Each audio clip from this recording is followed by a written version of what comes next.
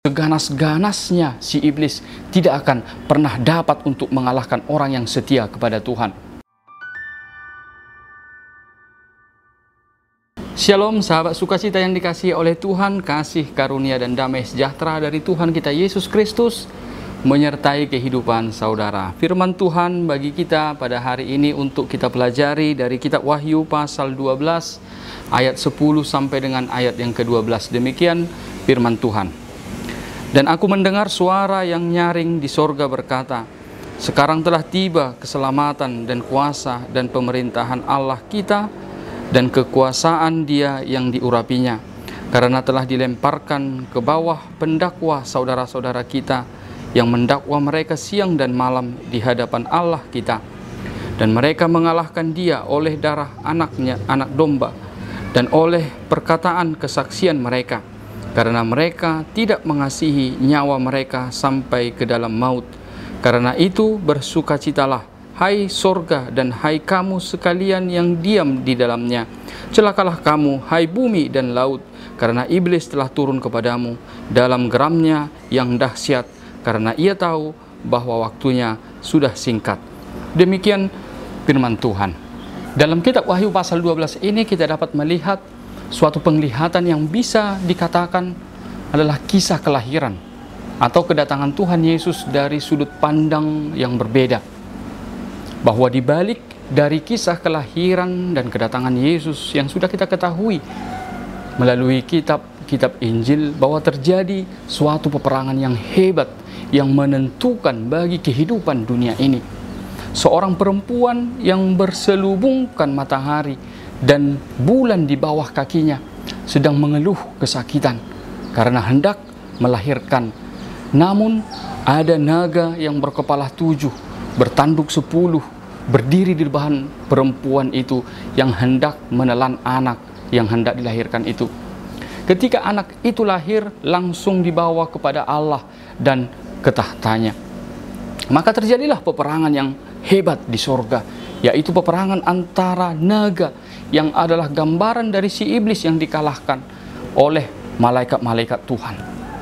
Namun naga itu beserta malaikat-malaikatnya tidak dapat bertahan dan dilemparkan ke bumi beserta malaikat-malaikatnya. Maka terdengarlah nyanyian kemenangan di sorga, sebagaimana yang telah kita baca di dalam nats ini, bahwa di dalam nyanyian kemenangan ini hendak menerangkan kepada kita bahwa si iblis sudah semakin terdesak, sebab sudah dikalahkan malaikat di sorga dan juga dikalahkan di bumi oleh orang-orang yang setia kepada Tuhan. Namun akibat daripada kekalahan itu, si iblis semakin ganas. Dalam nyanyian kemenangan ini ada 3 berita yang hendak disuarakan kepada kita. Yang pertama adalah bahwa Tuhan Yesus adalah Allah yang berkuasa di sorga dan di bumi. Di ayat 10 dikatakan, sekarang telah tiba keselamatan dan kuasa dan pemerintahan Allah kita dan kekuasaan Dia yang diurapinya. Pikiran dan kemampuan kita terbatas untuk dapat memahami segala hal yang terjadi dalam dunia ini. Mungkin kita akan bertanya, di mana Tuhan di dalam kekacauan penderitaan dunia ini? Mengapa Tuhan membiarkan pengacau dan pendosa merajalela di dunia ini? Di mana Tuhan di tengah-tengah mewabahnya berbagai virus yang membuat manusia menderita? Manusia bisa mengajukan pertanyaan-pertanyaan tentang keberadaan, kasih, kebaikan Tuhan di dunia ini. Namun kita memiliki sudut pandang yang terbatas tentang bagaimana Allah menyatakan kuasanya sebagai Tuhan di tengah hidup ini. Tetapi setidaknya kita mendapat pencerahan melalui nats ini, bahwa di balik segala sesuatu yang terjadi di dalam kehidupan ini, bahwa Allah bekerja, bertarung untuk kebaikan kita. Allah tidak tinggal diam, sebab Dia adalah Allah yang berkuasa, yang memerintah di sorga dan di bumi ini.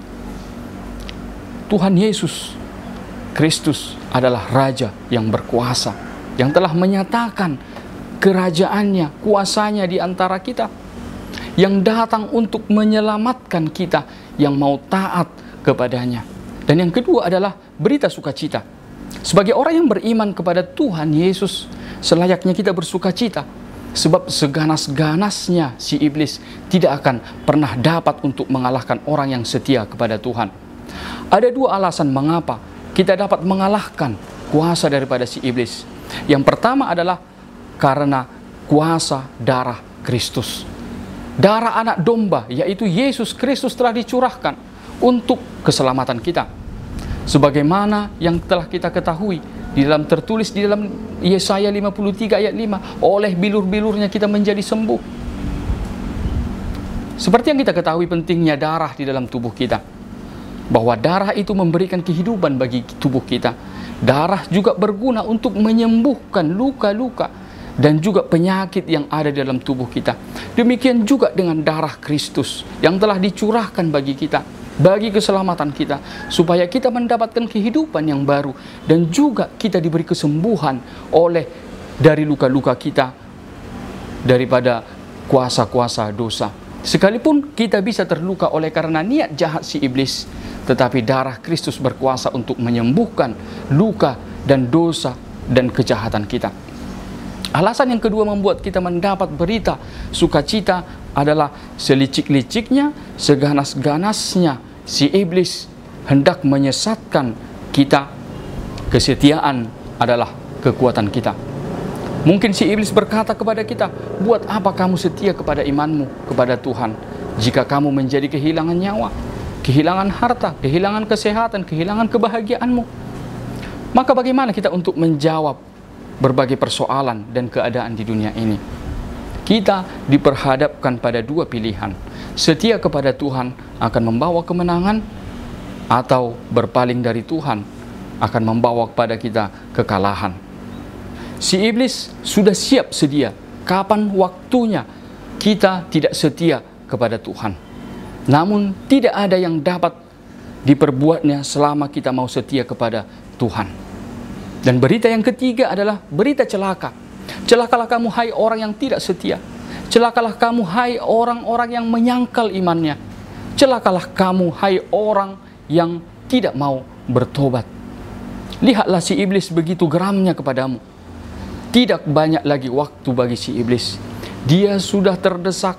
Dia akan menarik siapa saja yang mau bersamanya untuk dibinasakan selamanya. Si iblis, setan itu siap untuk menyesatkan kita, memberitakan fitnah yang tidak benar tentang Tuhan. Apa saja dibuatnya bisa untuk menjadi jalan untuk menarik kita bersamanya. Sebab itu ingatlah nasihat daripada Rasul Paulus di Kolose 3 ayat 17 dan ayat 23. Dan segala sesuatu yang kamu lakukan dengan perkataan atau perbuatan, lakukanlah semuanya itu di dalam nama Tuhan Yesus. Apapun juga yang kamu perbuat, perbuatlah dengan segenap hatimu seperti untuk Tuhan, bukan untuk manusia. Nyanyian kemenangan yang mengalahkan si iblis telah bergema dari sorga dan terdengar sampai kepada kita. Dan kita juga mau supaya nyanyian kemenangan ini kita nyanyikan di dalam kehidupan kita. Lihat, si iblis sudah terdesak. Tidak ada waktu yang dapat diperbuatnya kepada kita. Tuhan kita memerintah di sorga dan juga di bumi, yang telah bertindak untuk menyelamatkan kita. Melalui nasi ini kita mau diajak untuk menyanyikan kebesaran kuasa Tuhan, keselamatan Tuhan melalui darahnya, dan juga jika kita mau menyanyikan kesetiaan kita kepadanya. Inilah kidung pujian yang indah di hadapan Tuhan, ketika kita mau setia dan taat hanya kepada Tuhan saja. Ingat, tidak ada yang bisa diperbuat si iblis selama kita mau disembuhkan oleh darah Kristus dan kita mau setia kepadanya.